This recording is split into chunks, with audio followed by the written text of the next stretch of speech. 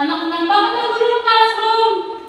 Siya nga pala si May at ang katabi niya ay si Nicole Hilario. Silang dalawa ang namumuno sa kanilang klase upang maging maayos ang sitwasyon ng mga bagay-bagay patungkol sa mga pangkatang gawain. Ano yung may sunod na wire? Ginamit yung masal na ba? Wala. Ako rin eh. Ito naman si AJ at Genesis. Palagi silang magkasama at sila ang palaging pasimuno ng kaguluhan sa silid-aralan. Anong mala? Meron talaga akong naamoy. Wala talaga akong naamoy, May. At siya naman pala si Frances. Isa siya sa mga ninilbihan sa loob ng silid-aralan, ngunit hindi niya ito sinusunod. Sapagkat na-impluwensyahan siya nila AJ at Genesis. Baka ikaw lang yun. At siya naman si Guhit. Siya ang pinakamahingi sa klase at lagi ang kinokontra ang mga sinasabi ni May at Nicole. Eh, ano yan? Ano yung usok na? Ay, gosh. Uy, bunutin niyo yung mga saksakan. Ayusin niyo yung kalat mo. Tingnan niyo naman. Uy, may ayusin mo ang upuan. Dahil ano ba tayo Okay na. nagtatawag? Uy, tumawag ka ng bumbero. Bilisan mo. Tataya mo. Siya naman si Ronnie. Tahimik lang siya, ngunit pasawayan. Lagi niyang ginagamit ang cellphone niya habang naka-charge at umiinit ang saksakan nito kahit pinagsasabihan na siya.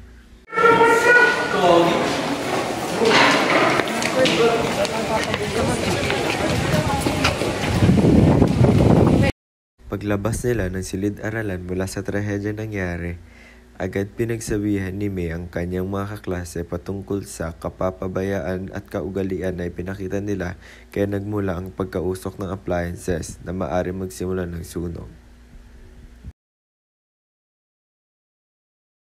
Nakita niyo na kung ano nangyari. Eh di nasunog yung classroom ngayon. Mga kapabayaan niyo kasi.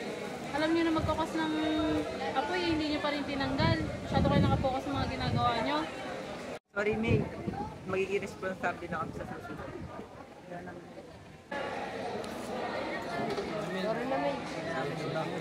Sorry po. At ito naman ang mga 5 bagay na maaari natin matutunan mula sa trahedyang nangyari kanina. Ito ang mga bagay na dapat gawin upang maiwasan ang pagsimula ng sunog. Una sa listahan ay magiging responsable sa mga bagay na nasa paligid. Pangalawa, lagi i-check ang mga appliances sa bahay kung gumagana ba ito. Kagaya lamang nito, dapat suriin natin ang mga appliances kung gumagana ba ito o hindi.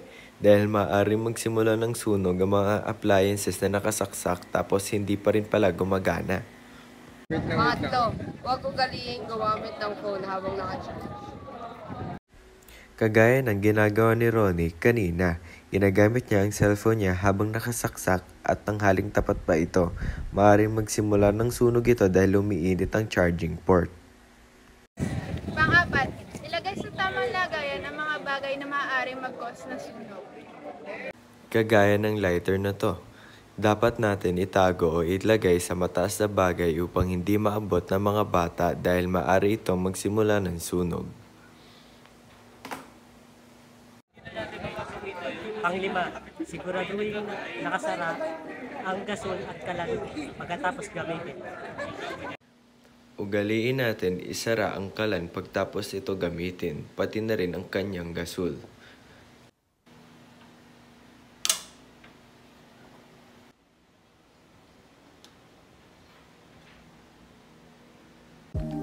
At dito nagtatapos ang video namin patungkol sa fire hazard.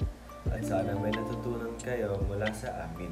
Dapat natin unahin ang kaligtasan natin at kapakanan ng iba dahil sarili lamang natin ang tutulong sa atin sa mga ganitong sitwasyon. At bago matapos ang video na ito, Dapat lagi natin tandaan, ligtas ang may alam.